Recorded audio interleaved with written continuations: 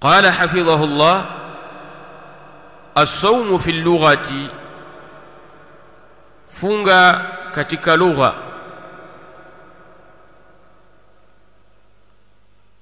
الصوم في اللغة، funga katika lugha.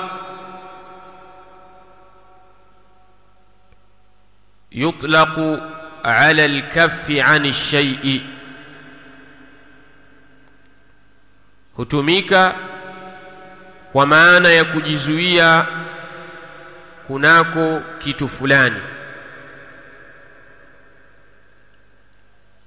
yutlaqu ala al-kaffi 'ani ash-shay'i, hutumika kwa maana ya kujizuia kunako kitu fulani. Kwa hivyo Waarabu wakisema sama fulanun, maana yake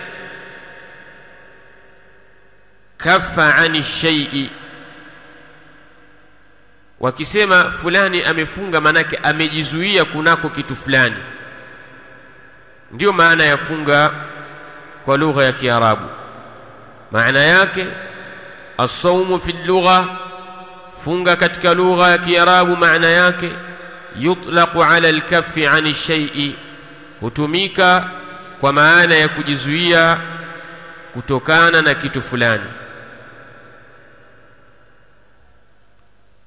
Lakini vile vile as-sawmu fi al-lugha maana yake anasema walimtina'u, na kujizuia. Al-imtina' ni kujizuia.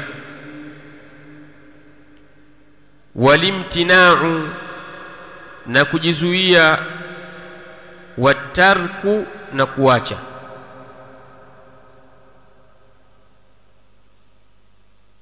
Watarku na kuacha. Kwa hivyo kumbe katika maana za funga vile vile ni kuacha. Tunaposema fulanun saimun, ay taraka shay'a, fulani ni mwenye kufunga, maana yake ameacha kitu fulani.